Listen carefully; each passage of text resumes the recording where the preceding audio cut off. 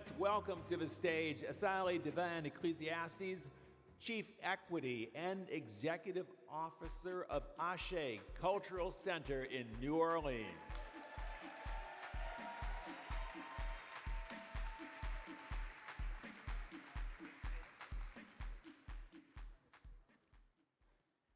Anybody who knows me knows I talk a lot. So I'm going to do something I don't normally do and just get straight to the point.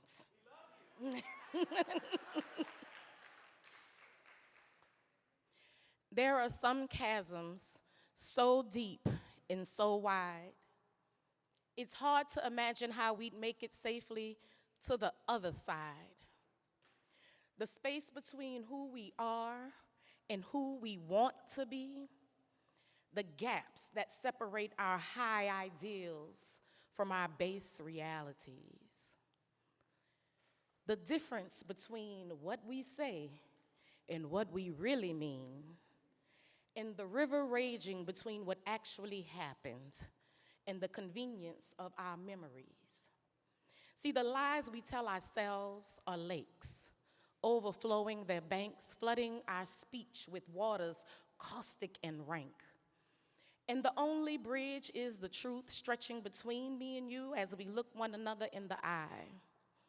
But so often that look is filled with our hesitations, and we can't help but glance to the side. We've long ago let go of the language with which we describe our softer parts.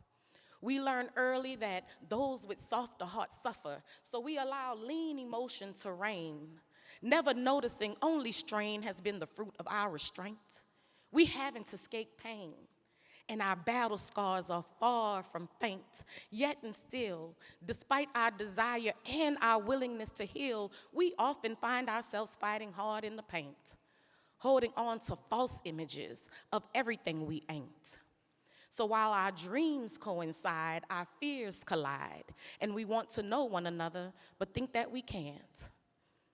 The difference between empathy and equity, I'm gonna say that again.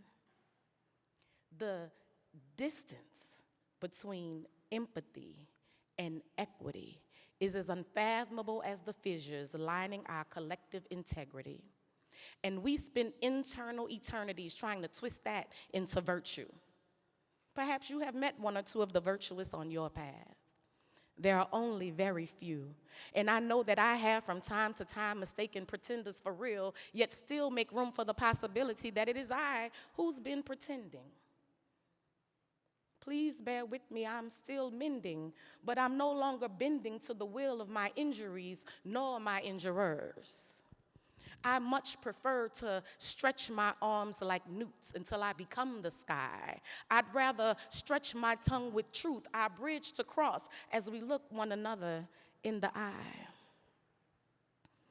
But the tongue, like the heart, gets tired.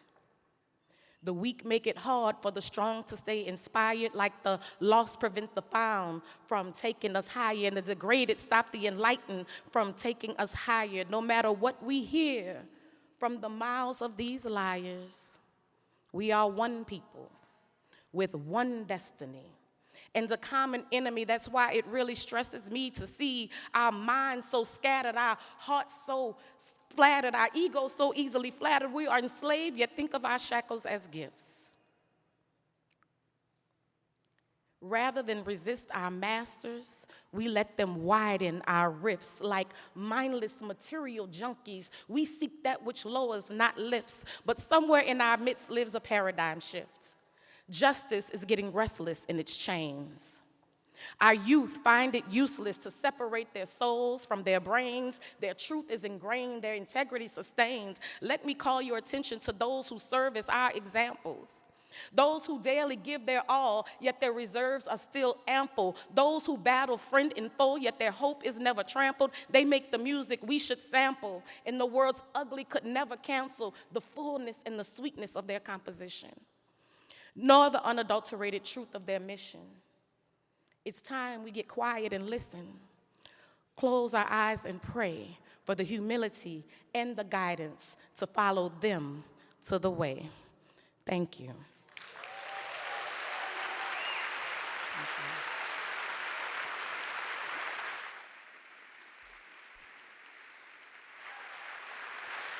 All right, now I appreciate that, but I only have 2 minutes and 30 seconds left, so I'm gonna have to,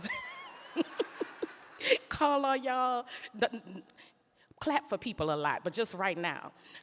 Really quick, I'm from New Orleans, and as I stand before you today, my home, my urban future is threatened by a hurricane. Not just this one hurricane, but by the climate change and the climate injustice, right? We have an existential threat.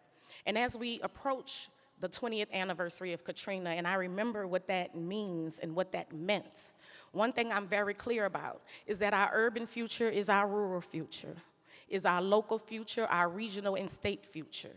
It is our global future. It is our water, land, and energy future. And if we want to have the kind of future that's different from the past, because our future is also our past, we have to begin to think differently, and we have to behave differently. And like the previous speaker pointed out, what organizers and workers are able to do and how they're able to shift paradigms. This is why justice is restless in its chains. We also have to think of artists in the same way. And so I have the joy of bringing my art to my work, to my intellectual livelihood every single day, and I think that we need to make that space for more and all people if we want the kinds of changes that we can't imagine. I recently heard someone talk about the theory of fugivity. And if you know me, you also know that Harriet Tubman is one of my most favoriteest people who ever lived, and one day I'll do that poem for you if y'all let me know. But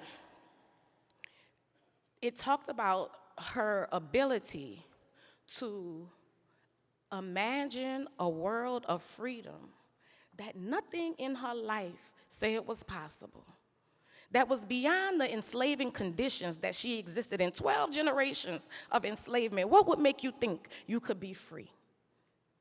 Right? It's something inside.